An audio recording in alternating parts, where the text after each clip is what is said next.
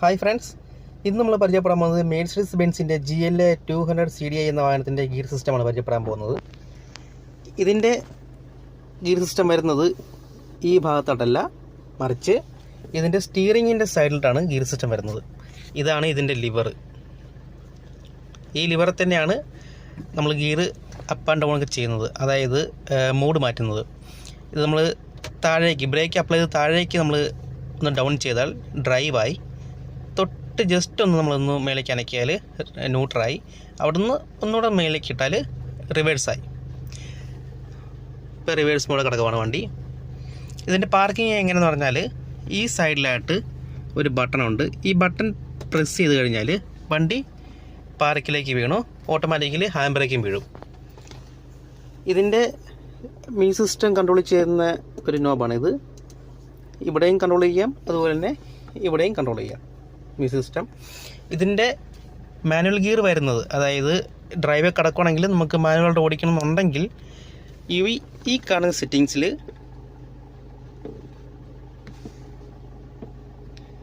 SME എന്നുള്ളതുണ്ട്. അതിൽ M ഇട്ട് കഴിഞ്ഞാൽ മാനുവലാകും, E ഇട്ട് കഴിഞ്ഞാൽ ഓട്ടോ ഡ്രൈവിംഗ് ആണ്, S ഇട്ട് കഴിഞ്ഞാൽ സ്പോർട്സ് മോഡാണ്.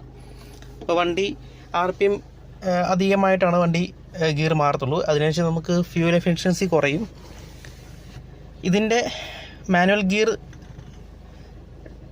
ഈ കാണുന്നതാണ്. കാണാൻ പറ്റുമോ എന്ന് എനിക്കറിയത്തില്ല, ജസ്റ്റ് ഞാൻ കാണിച്ചു തരാം. ഇവിടെയാണ് ഇതിൻ്റെ മാനുവൽ ഗിയർ വരുന്നത്.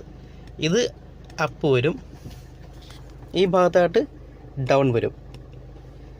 ഇപ്പം മാനുവൽ ഓടിക്കണമെങ്കിൽ നമുക്ക് ഈ ഒരു ഓപ്ഷൻ മാറ്റിയിട്ട് കഴിഞ്ഞാൽ വണ്ടി പിന്നെ വണ്ടിയുടെ ഗിയർ ഡൗൺ ചെയ്യുന്നത് ഓട്ടോമാറ്റിക് ആയിരിക്കും. നമ്മൾ അപ്പ് ചെയ്ത് കൊടുക്കണം. ഇവിടുന്ന് മാറ്റിയാൽ നേരെ വണ്ടി ഡ്രൈവ് ആക്കാം. ഇവിടെ കാണുന്ന ഇവിടെ എഴുതി വരും. ഇപ്പോൾ കിടക്കുന്നത് നമ്മൾ E എന്ന് പറഞ്ഞ മോഡാണ്, അതായത് ഡ്രൈവ്, ഓട്ടോ ഡ്രൈവ്.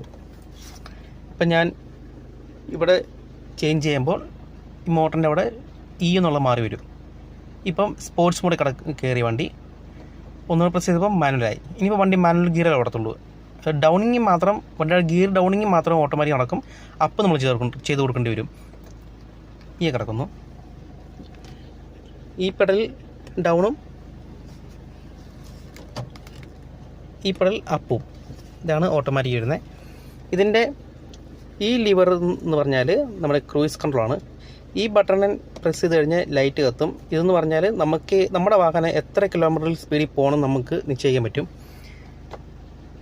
ഇപ്പോൾ ഇവിടെ സ്പീഡ് ലിമിറ്റ് നമുക്ക് സെറ്റ് ചെയ്യാം. ഇത് മേളിലേക്ക് കൂട്ടും തോറും സ്പീഡ് അവിടെ നോട്ട് കാണാൻ പറ്റും. 60, 70.